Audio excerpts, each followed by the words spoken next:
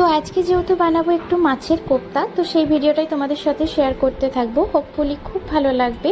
তো চলো কিভাবে বানাচ্ছি সেটাই দেখতে থাকো। তো এখানে দেখো আমি মাছগুলো ভালোভাবে ছাড়িয়ে নিয়েছি, আর এখানে আমি নিয়েছিলাম তেলেপিয়া মাছ। এখানে 4টে বড় সাইজের তেলেপিয়া মাছ নিয়েছিলাম।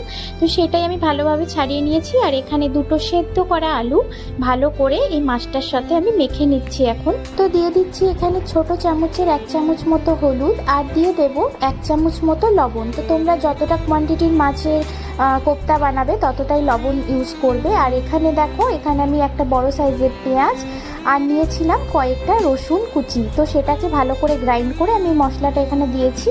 আর তারপর দিয়ে দিলাম কিছুটা পরিমাণ রেড চিলি পাউডার, আর এখানে দিচ্ছি কিছুটা পনির মশলা। পনির মশলাটা তোমরা চাইলে দিতেও পারো, চাইলে নাও দিতে পারো। তো আমি এখানে দিয়েছি, স্বাদটা খুব সুন্দর আসবে বলে, আর সেন্টটাও খুব ভালো আসে, তাই এখানে পনির মশলাটা দিয়েছি। আর এখন ভালো করে ম্যারিনেট করে নিচ্ছি। তো যেহেতু ভালোভাবে ম্যারিনেট করা হয়ে গেছে, তাই এগুলো এক একটা শেপ করে নিচ্ছি। তোমরা চাইলে লম্বাও করতে পারো, আবার গোলও করতে পারো। তো আমি 2 রকম শেপেই বানিয়েছিলাম। তো দেখো, এখানে আমি কিছুটা পরিমাণ চাল গুঁড়ি নিয়ে নিয়েছি। কোপ্তাগুলোকে ভালো করে এখন চাল গুঁড়িটার সাথে মাখিয়ে নেব, যাতে না ভাঙে তেলে দিলে, তাই জন্য আমি এখানে চাল গুঁড়িটা ইউজ করেছি।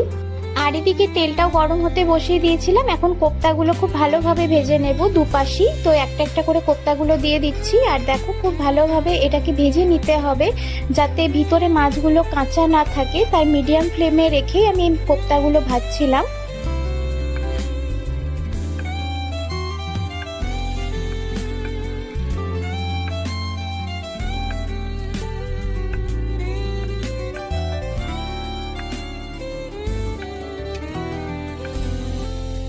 তো কোপ্তাগুলো দেখো খুব ভালোভাবে ফ্রাই হয়ে গেছে। কয়েকটা মাছ দিয়েই কিন্তু তোমরা চাইলে অনেক কটা কোপ্তা বানিয়ে নিতে পারো। খুব ঝটপট রেসিপি, আর ভাত দিয়ে খাওয়ার জন্য দুর্দান্ত একটা রেসিপি। তো এইদিকে দেখো তেলটাও গরম হয়ে গেছিলো, মানে যেই তেলে আমি কোপ্তাগুলো ভেজেছি সেই তেলটার মধ্যেই এখন দিয়ে দিচ্ছি কিছুটা পরিমাণ কালো জিরে আর কয়েকটা সেদ্ধ করা আলু। তো আমি এখানে আলুটা আগে থেকেই সেদ্ধ করে রেখেছিলাম, তো সেই আলুগুলো একটু হালকা করে ফ্রাই করে নেব এখন।